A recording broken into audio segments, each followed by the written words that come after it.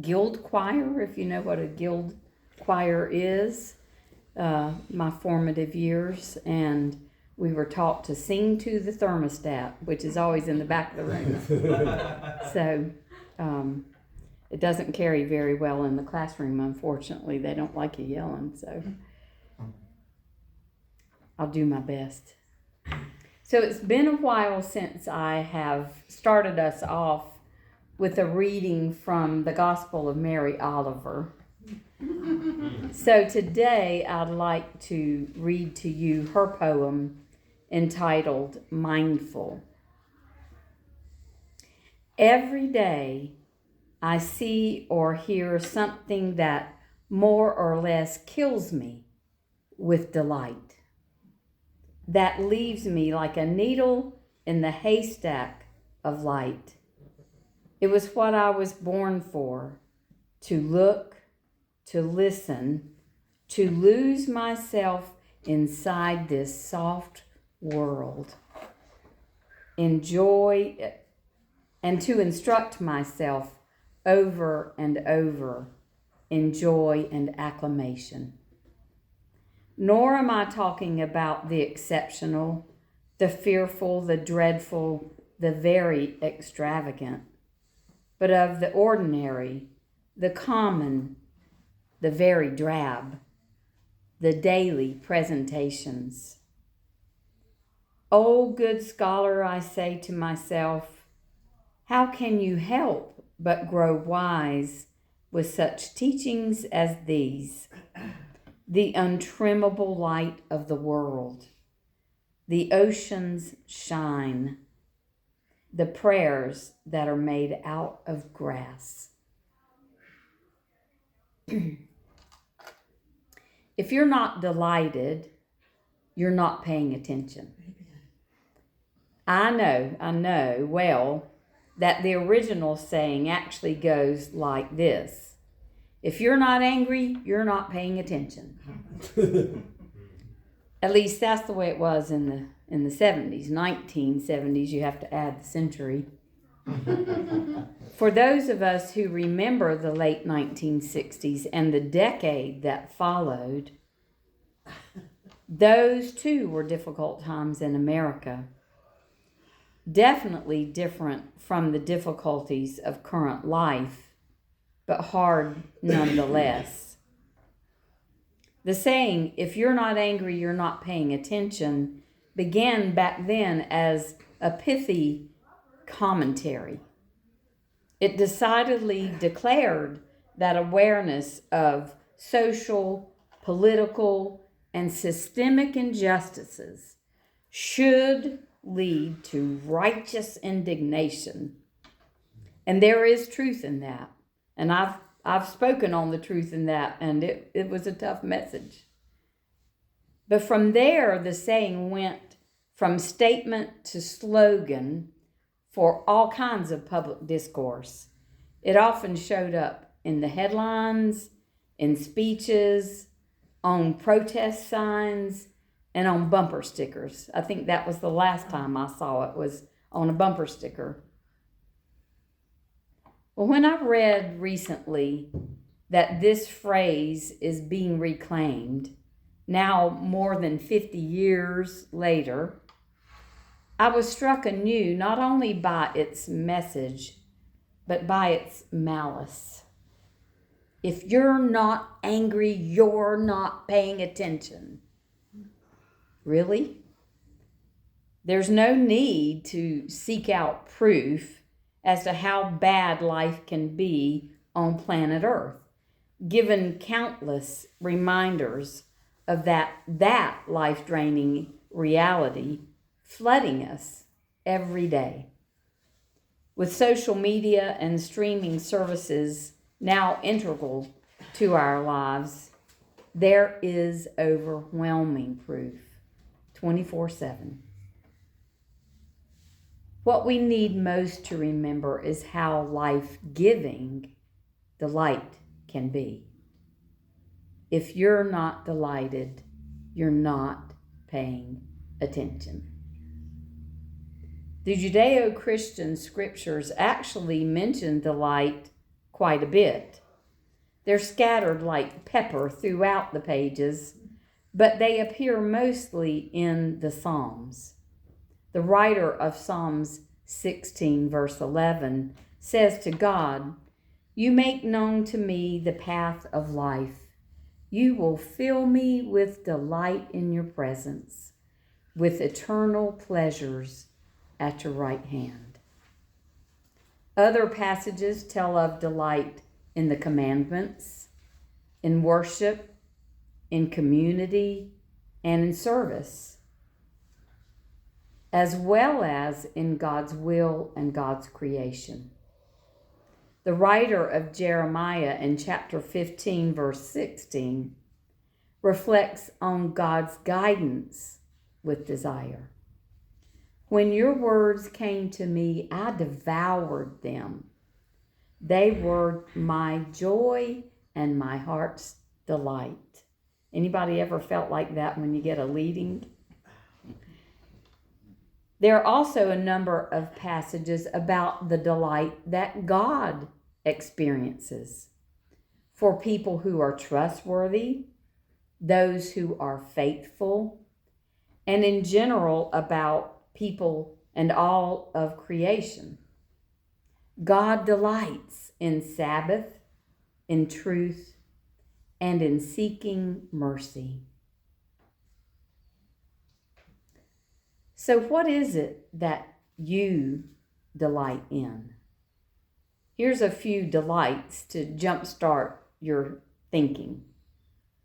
Travel, books, poetry, love of another, love for another, music, a newborn baby, pure play and laughter, a smile, a hug. Nature, too, is replete with delight. There's snow, I love snow, and stars, the grasses blowing in the morning breeze, a rogue flower blooming through the cracks in a sidewalk, the coolness of summer shade, an owl hooting in the dark of night. Focusing on delight is not a frivolous activity, nor is it one that is luxurious. It doesn't mean that we're ignoring the work at hand or the hardships of personal and global challenges. Delight is not denial. Delight is defiance. Studies have clearly proven that a sense of delight increases resilience. It improves mental health and fosters overall well-being and happiness. A steady diet of delight nourishes our souls. It grounds us deeper into the mystery of life. Delight can take the edge off of what appears to be a harsh and hardened world, not a soft world, as it fills our spirits with joy. A simple commitment to delight signals our brain to notice delight more often. If you're not familiar with how the brain works, there's a section in the brainstem called the reticular activating system. And with my chesty voice today, I get to call it the RAS.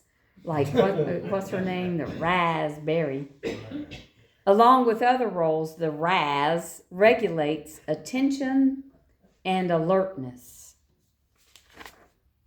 The reticular activating system serves as a filter, sorting through all that input we get and deciding which stimuli are important enough to bring to our conscious awareness.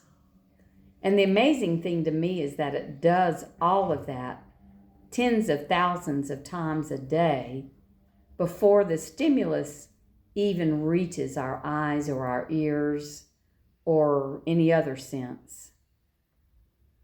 Here's an example of how the razz works. Let's imagine you just bought a new beautiful blue car, new to you beautiful blue car. As soon as you head out of the driveway and down the road in your new car, you begin to see that exact same car practically everywhere you look. You know what I mean. Yes. That's because your razz is now alert and on the lookout for this particular blue car because you've been paying so much attention to it in the buying process. The same is true for the light. When we intentionally pay attention to beauty and kindness, joy, moments of wonder, we begin to notice them more readily. In a very real sense, we have trained ourselves toward the light.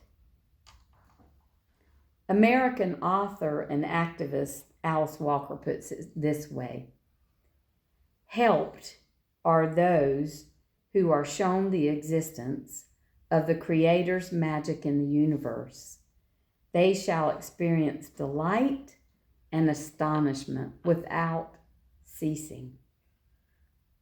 Julia Cameron, the author and creator of The Artist's Way, puts it differently. The truth of a life has little to do with its quality. The quality of life is in proportion always to the capacity of delight.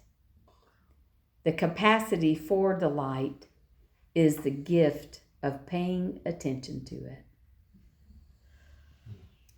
Now I realize that all of this may sound naive in a suffering world.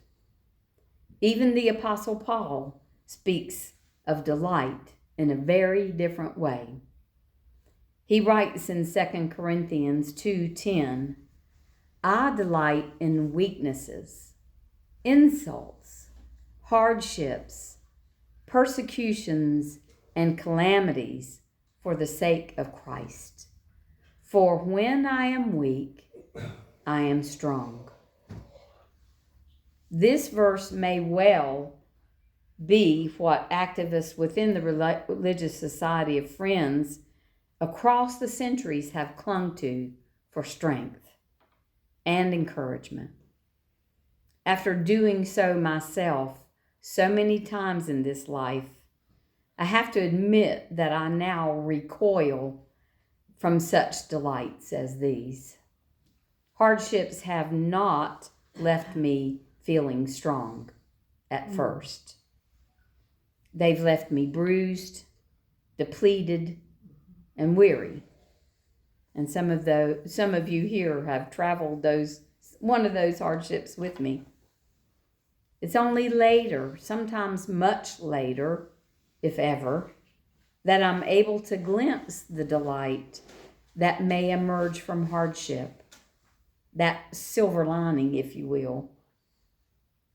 I'm not asking my soul or my razz to seek out any more calamity. Thank you very much. But on the other hand, when we are anchored in delight, by delight, we're better able to face those tough situations with more strength and resilience. We can get into some good trouble when we make sure our inner wells are filled with delight. Paying attention to delight is not a retreat from reality. It's a refusal to let brutality, bullying, have the final word. Delight allows us to focus on the soft world while strengthening us for living these difficult days. American author and musician Rob Bresney summarizes the benefits of paying attention to uplifting delights. He writes, Assume that your drive to experience delight is not a barrier to your spiritual growth. Rather, it is, in fact, essential to it. Proceed on the hypothesis that cultivating joy will make you a more ethical and compassionate person. Imagine that the good feeling of delight has something important to teach you every day. Then Bresney goes on to pose a very thought-provoking query. If delight has something to teach you every day, what would you do differently from what you're doing now? What would you do differently than what you're doing now? There's a beautiful Polynesian word that perfectly describes this notion of cultivating delight. This statement of, if you're not delighted, you're not paying attention. That word is Keo Hanani. Keo Hanani means gatherer of beautiful things. So in this world where there is so much to be angry about, pay attention. Become a gatherer of beautiful things. I promise you, you will be delighted. And so it is. Amen.